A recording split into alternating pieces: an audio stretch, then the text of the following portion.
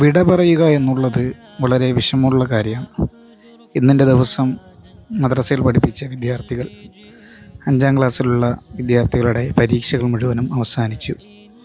അവരെ അവസാന ക്ലാസ്സും കഴിഞ്ഞ് വിട പറയുന്ന നിമിഷമാണ്. ഓരോരുത്തരെ വിളിച്ച് സന്തോഷകരമായ അവരെ കൊണ്ട് പാടിയും പറഞ്ഞും അവരുടെ അനുഭവങ്ങൾ പങ്കിട്ടുകൊണ്ടുള്ള വളരെ നല്ല സന്തോഷകരമായ നിമിഷം.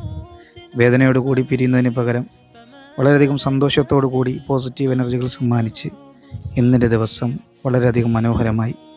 വിദ്യാർത്ഥികൾ ഒരു വർഷത്തെ അവരുടെ രസകരമായ അനുഭവങ്ങൾ ഓർത്തെടുക്കുമ്പോൾ ക്ലാസ്സിൽ പൊട്ടിച്ചിരികൾ ഉയർന്നു.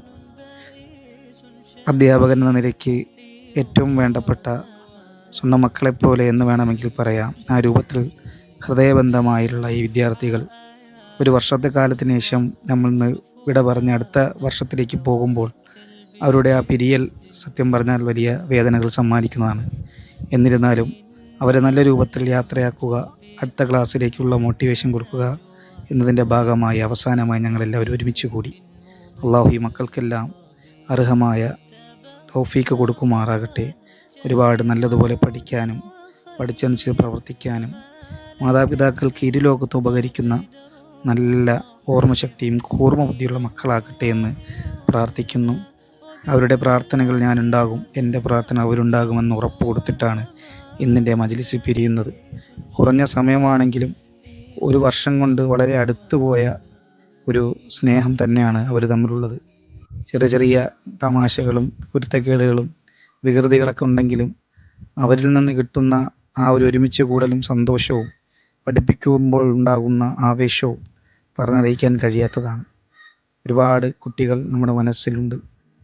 അതെ, അബൂബക്കർ, ഉമർ, അതുപോലെ തന്നെ സിനാൻ, ഫർഹാൻ, യൂസുഫ്, നാദിർ, സഹീർ, സുഫ്വാൻ നിസാമുദ്ദീൻ, അതുപോലെ തന്നെ ഫർഹാനിച്ച്, ഹിഷാം അടക്കം റമീസ് റിദ്വാൻ അടക്കമുള്ള 17 കുട്ടികൾ. അതിൽ ഇൻസാമും ഇമ്രാനും ഹാത്തിമും അടക്കം ഉള്ള ഒരുപാട് കുട്ടികൾ. അവരെ കൊണ്ടൊക്കെ കഴിയുന്ന രൂപത്തിൽ അവർ പഠിക്കുന്ന കുട്ടികളാണ്. ഏതായാലും അവരെ നമുക്ക് അടുത്ത വർഷത്തേക്ക് തയ്യാറാക്കി എടുക്കേണ്ടതുണ്ട്. അതിനുള്ള പരിശീലനങ്ങളും മറ്റും അവർക്ക് പറഞ്ഞു കൊടുത്തു. ഓരോ കുട്ടികളും നല്ല മനസ്സുള്ള കുട്ടികളാണ്. നമ്മുടെ കൈകളിലേക്ക് എത്തുമ്പോൾ അവർ ഒരുപാട് നല്ല നല്ല ആശയങ്ങൾ പങ്കുവയ്ക്കുകയും അവരെ മുന്നോട്ട് ജീവിതത്തിൽ ഇനി അങ്ങോട്ട് എന്തൊക്കെ ശ്രദ്ധിക്കണമെന്നുള്ള ചെറുപ്പകാലത്തിൽ ശ്രദ്ധിക്കേണ്ട കാര്യങ്ങളെ വളരെ വ്യക്തമാക്കി തന്നെ മക്കൾക്ക് പറഞ്ഞു കൊടുത്തു. അവരുടേതായ ഫ്രീഡങ്ങൾ നാം കൊടുക്കുന്നതോടൊപ്പം തന്നെ അവരെ ശകാരിക്കേണ്ട സമയത്ത് ശകാരിക്കുകയും അവർക്ക് പറഞ്ഞു കൊടുക്കേണ്ട ഗൗരവമായ കാര്യങ്ങൾ പറഞ്ഞു കൊടുക്കുകയും ചെറുപ്പത്തിലേയുള്ള ശീലം മറക്കുമോ മനുഷ്യനുള്ള കാലം, കാരസ്കരത്തിൻ കുരു പാലിട്ടാൽ കാലാന്തരമേ കയ്പ് ശമയിപ്പതുണ്ടോ എന്ന് കവി പാടിയതുപോലെ ഈ ചെറിയ ഇളം പ്രായത്തിൽ നാം അവർക്ക് നൽകുന്ന തർബിയത്ത് അത് വളരെ വലുതാണ്. അത് നാം വളരെ വിലപ്പെട്ടതായതുകൊണ്ട് വളരെ ശ്രദ്ധിച്ച് കൈകാര്യം ചെയ്യണം.